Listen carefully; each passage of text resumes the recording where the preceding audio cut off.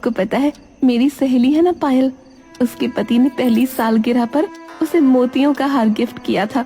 कितनी खुशकिस्मत है ना वो। अरे तुम चिंता क्यों करती हो? एक दिन हम भी बहुत बड़े आदमी बनेंगे। फिर मैं तुम्हें एक क्या पूरे 10 मोतियों का हार ला कर दूंगा। हम जिंदगी में कभी अमीर नहीं हो पाएंगे। आखिर एक छोटी सी मोमोज की दुकान से हमारा क्या होगा? शायद मेरी किस्मत में मोतियों का हार है ही नहीं। निर्मला उदास होकर सो जाती है। कुछ दिनों बाद उसकी शादी की सालगिरह थी।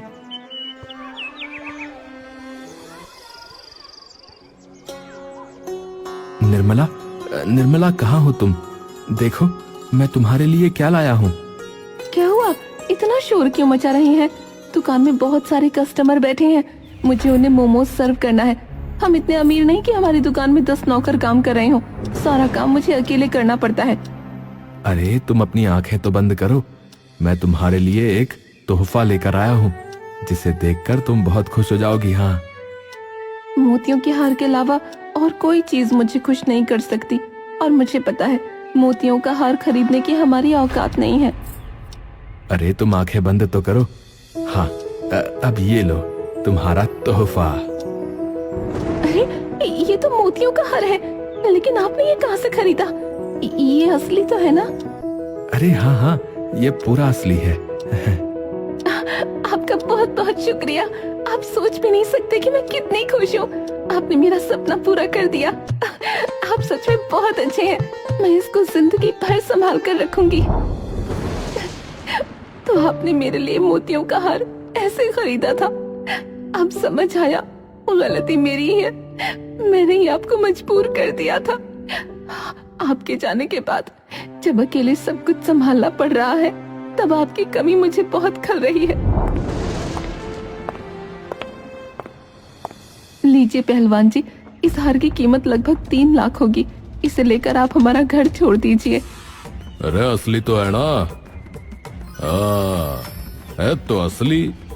रे चलो सारे वापस चलो। अपने को जो चाहिए था मिल लिया। पहलवान अपने लोगों को लेकर वहाँ से चला जाता है। तब जाकर निर्मला की सांस में सांस आती है। ओहो, ये जीवन इतना भी आसान नहीं है। अभी तो न जाने कितनी मुश्किलों का सामना करना बाकी है।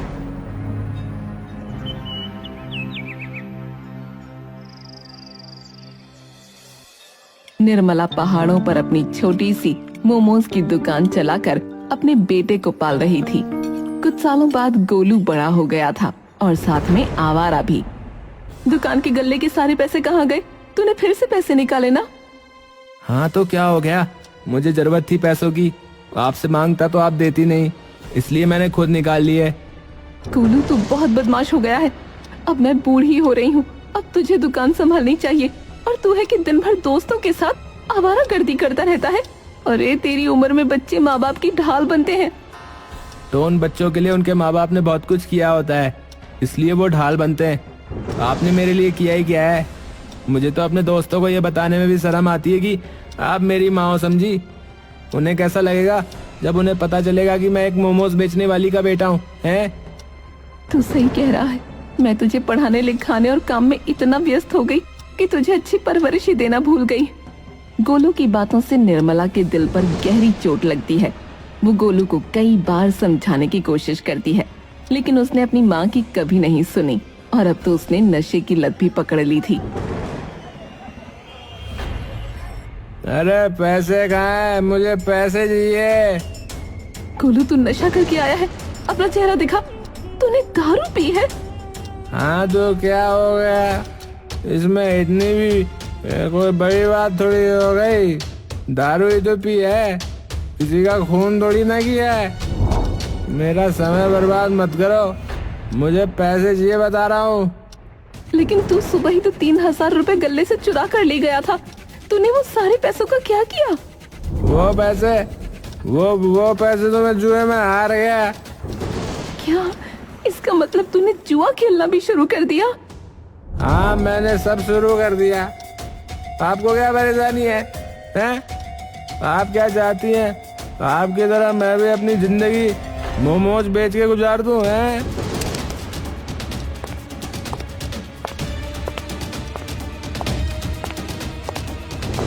निर्मला की जिंदगी में एक परेशानी जाती थी तो दूसरी आ जाती थी।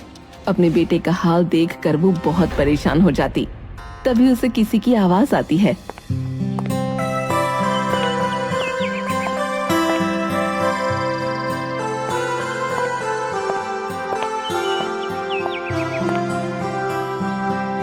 अम्मा, जरा एक प्लेट मोमो लगा देना। अभी लगाती हूँ बेटी, ये लो तुम्हारे मोमोज।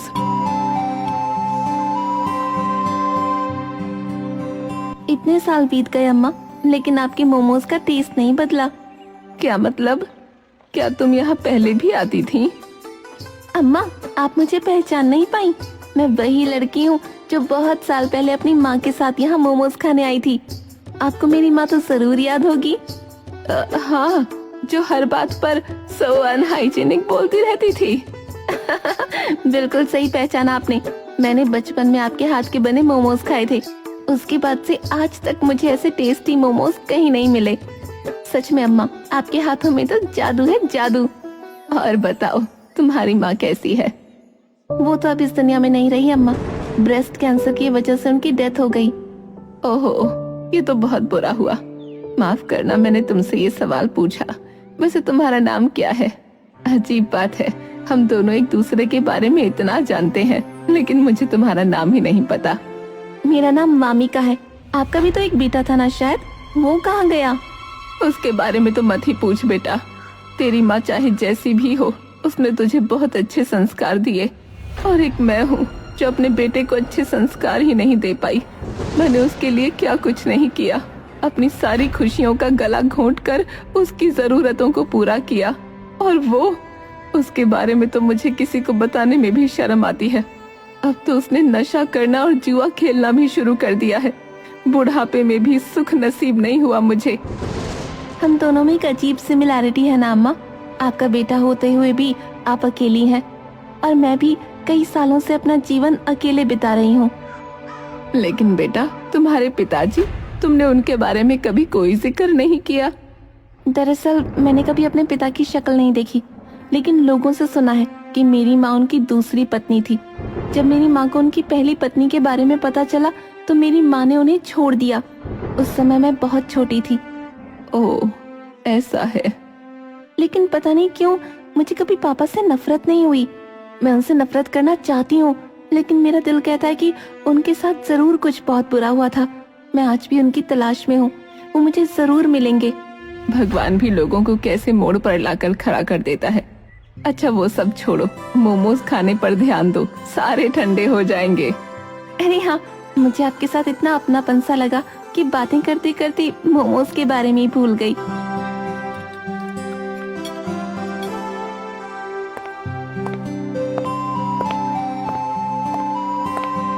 बाय बाय अम्मा, मैं यहाँ जल्दी दोबारा आऊंगी। तब तक आप अपना ख्याल रखिएगा। निर्मला ने हंसते हंसते वामिका को विदा किया। ये कुछ देर का समय वामिका के साथ उसका बहुत अच्छा गुजरा। कितनी प्यारी बच्ची है। काश भगवान मुझे भी ऐसी औलाद देती।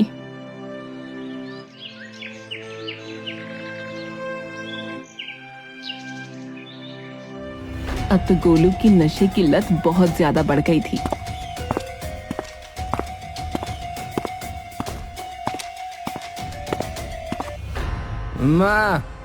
अम्मा, मुझे पैसे दिए, जल्दी दे।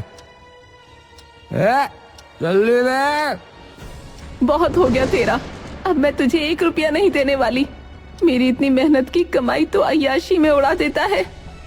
अरे देने पड़ेंगे मुझे पैसे, समझी? नहीं तो क्या मारेगा मुझे? हाथ उठाएगा मुझ पर? बोल, अब यही सब देखना रह गया है। माँ, पैसे दे दे मुझे, वरना सच में बहुत बुरा हो जाएगा। नहीं दूंगी। गोलू गुस्से में अपनी माँ को धक्का दे देता है। निर्मला का कमजोर शरीर बहुत दूर जाकर गिरता है। उसके सर पर चोट लगती है और सर से लगातार खून बहने लगता है। लेकिन गोलू को इन सब से कोई फिक्र नहीं थी। जमीन पर पड़ी माँ के हाथ से पैसे लेकर गोलू निकल जाता है। तभी वहाँ पर वामिका आती है। अम्मा, अम्मा आप कहाँ हैं? मैं आपको आज एक खुशखबरी सुनाने आई हूँ।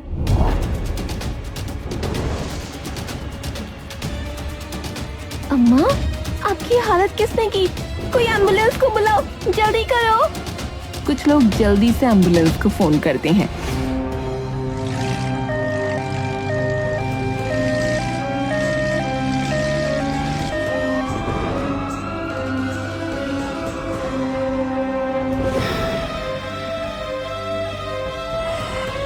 निर्मला की जब आंख खुलती है तो वो अपने आप को अस्पताल के वार्ड में पाती है।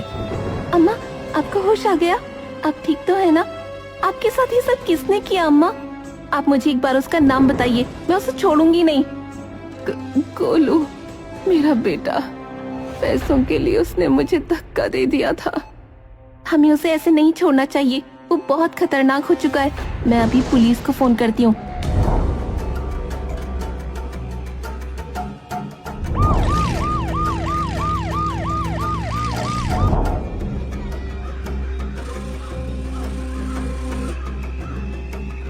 कुछ समय बाद निर्मला की हालत पहले से बेहतर हो जाती है। अम्मा, चलिए आज हम घर चलेंगे। तू बहुत प्यारी बच्ची है। मुझे नहीं पता तेरा मेरा क्या रिश्ता है, पर मुझे ऐसा लगता है हमारे बीच कुछ बहुत गहरा रिश्ता है। डॉक्टर ने आपको इमोशनल होने से मना किया है और ज्यादा टेंशन लेने की जरूरत नहीं है। गोलू को मैंने बाल सुधार केंद्र में भिजवा दिया है। देखिएगा, वो वहाँ से बिल्कुल ठीक होकर आएगा। तब तक आपका ख्याल मैं रखूंगी। और हाँ, एक और बात तो मैं आपको बताना भूल ही गई, लेकिन वो मैं घर चलकर बताऊंगी।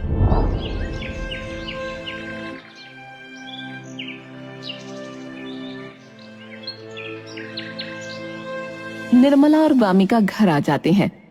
बेटा, तू मुझे कुछ बताने वाली थी। हाँ, वो मैं ये कह रही थी कि मेरे पिताजी का पता चल गया है, लेकिन अभी मैं उनसे मिली नहीं हूँ। यहाँ से जाने के बाद मैं सबसे पहले उनसे मिलने वाली हूँ। तो तुझे जाना चाहिए। मेरी वजह से तूने अपना इतना जरूरी काम नहीं किया। आप भी बहुत जरूरी हैं अम्मा। मैं कल सुबह अपने पापा से मिलने जाऊंगी।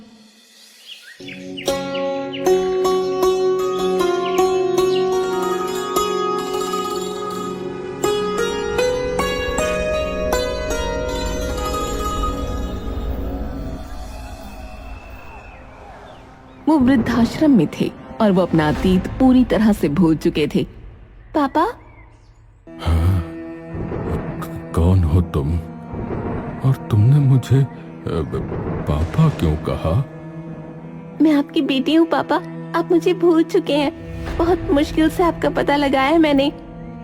हाँ, ये सच है कि मैं अपना अतीत भूल चुका हूँ, पर तुमसे मिलके बहुत अच्छा लगा बेटा। अगर मैं आपको अपने साथ कहीं चलने को कहूँ तो आप चलेंगे? वामिका का पिता राजी हो जाता है। वामिका अपने पिता को उन्हें पहाड़ों के बीच निर्मला के घर ले जाती है। वही पहाड़, वही रास्ता, वही सुंदरता, उन्हें कुछ कुछ याद आ रहा था। क्या हुआ पापा, आप ठीक तो है ना? मुझे ऐसा लग रहा है जैसे इस जगह से मेरा बहुत पुराना नाता है। आप इस जगह को जानते हैं? इसका मतलब मैं आपको सही जगह लाई हूँ। वामिका अपने पिता को लेकर जैसे ही निर्मला के घर पहुँचती है। अम्मा, देखो मेरे साथ कौन आया है। निर्मला जैसे ही वामिका के पिता को देखती है, उसकी आंखें फटी की फटी रह जाती हैं। वामिका के पिता भी निर्मला को देखकर हैरान हो जाते हैं। तुम जिंदा हो? इतने सालों से कहाँ थे? तुम्हारे होते हुए भी मैं एक विधवा की जिंदगी जी रही थी। अम्मा, आप क्या कह रही हैं? लगता है आपको कुछ गलतफहमी हो रही है। निर्मला, मुझे सब याद आ गया। तुम्हारी शक्ल देखते ही मैं तुम्हें पहचान गया। मेरी याददाश्त लौट आई। आपकी याददाश्त लौट आई? इसका मतलब जो मैं समझ रही हूँ वही सच है। आपकी वो पहली पत्नी जिसकी वजह से मेरी माँ ने आपको छोड़ दिया था, वो ये है? हाँ, निर्मला ही मेरी पहली पत्नी है। आज तक लगता था मेरे पिता गलत नहीं है, लेकिन आप तो सच में एक बहुत घटिया इंसान हैं। जब आपका अच्छा खासा परिवार था तो आपने मेरी माँ की जिंदगी क्यों बर्बाद की? मैंने ये सब जानबूझकर नहीं किया बेटी। निर्मला, तुम्हें तो याद होगा ना, उस बरसात के मौसम में तुम मुझे शहर जाने से मना कर रही थी। सुनिए, इतनी बरसात में कहाँ जा रहे हैं? पहाड़ों पर बहुत फिसलन होती है। देखो, तुम गोलू का ध्यान रखो निर्मला। मैं शहर से जल्दी ही लौट आऊंगा। मुझे वहाँ कुछ बहुत जरूरी काम है। चिंता मत करो, मैं सही सलामत आऊंगा। ऐसा कहकर मोहन शहर के लिए घर से निकल जाता है।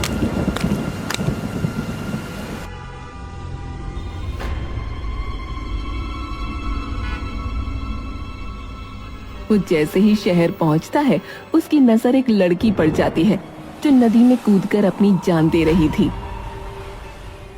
तुम क्या कर रही हो? पागल हो गई हो? यहाँ आओ। मुझे मर जाने दो, मैं जीना नहीं चाहती। मोहन ने उस लड़की को अपनी सूझबूझ से बचा लिया। तुमने मुझे मरने क्यों नहीं दिया? मैं इस दुनिया में जीना नहीं चाहती। लेकिन तुम मरना क्यों चाहती हो? मैं जिससे प्यार करती थी उसके लिए सब कुछ छोड़कर भाग आई, और वो यहाँ आया ही नहीं, और ना ही वो मेरा फोन उठा रहा है। अब तुम ही बताओ, क्या करूँ मैं? तो तुम्हें लगता है कि मरने से सारी समस्या खत्म हो जाएगी? हाँ, अगर मैं जिंदा रही तो मेरे माँ बाप मुझे मार डालेंगे, और फिर मुझ भागी हुई लड़की से शादी भी कौन करेगा? तुम करोगे? बताओ, क्या तुम करोगे मुझसे शादी? मोहन को उस समय उस लड़की की जान किसी भी हालत में बचानी थी, इसलिए उसने शादी के लिए हाँ कर दी। मोहन उस लड़की को सब कुछ बता देना चाहता था, लेकिन उसकी हालत देखकर वो उसे कुछ बता ही नहीं पाया।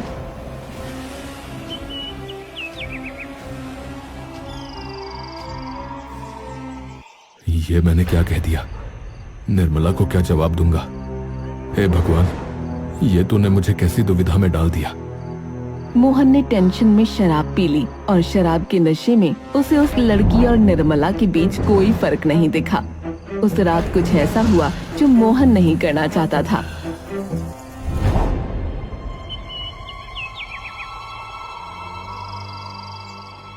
मोहन ना निर्मला को कुछ बता पा रहा था और ना ही अपनी दूसरी पत्नी को। एक दिन वो बहुत हिम्मत करके अपनी दूसरी बीवी के पास गया। सुनो, मैं तुम्हें कुछ बताना चाहता हूँ। मैं भी तुम्हें कुछ बताना चाहती हूँ, लेकिन पहले तुम बताओ। तुम मेरी दूसरी पत्नी हो। मैं शादीशुदा था और मेरा एक 2 साल का बेटा भी है। क्या? तुम क्या कह रहे हो? तुमने मुझे ये सब पहले क्यों नहीं बताया? मैं किसी की दूसरी पत्नी बनकर नहीं रह सकती। मुझे डर था कि कहीं तुम फिर से आत्महत्या करने की कोशिश ना करो। तो फिर मेरी बात भी सुन लो। आज के बाद मुझे अपनी शक्ल मत दिखाना, क्योंकि मैं तुम्हारे बच्चे की माँ बनने वाली हूँ। उसी दिन मोहन को उसकी दूसरी पत्नी ने छोड़ दिया था, और जब वो वापस निर्मला के पास लौट रहा था उसे सब कुछ बताने के लिए, तभी पहाड़ों की फिसलन में उसका पैर फिसल गया और वो अपनी सारी याददाश्त खो बैठा। और आज तक मुझे ऐसा लगता रहा कि पहाड़ों में फिसलकर आपकी मौत हो गई। मुझे माफ कर दीजिए, मैंने आपको कभी ढूंढने की भी कोशिश नहीं की। माफी तो मुझे तुम दोनों से मांगनी चाहिए। मुझे माफ कर दो। नहीं पापा, आपकी कोई गलती नहीं है। आपने वही किया जो आपको ठीक लगा। मुझे लगता है अब हमें सब कुछ भूलकर एक नए जीवन की शुरुआत करनी चाहिए। क्यों अम्मा, मैंने सही कहा ना? अब सॉरी माँ, मैंने सही कहा ना? निर्मला की आंखें भर आती हैं और वो वामिका को गले से लगा लेती है। कुछ समय बाद गोलू भी पूरी तरह से ठीक होकर घर आ जाता है। सारी बात जानकर वो भी बहुत खुश होता है, और अब वो परिवार मिलजुल कर खुशी से मोमोज की दुकान चलाने लगता है और अपना जीवन खुशी खुशी व्यतीत करने लगते।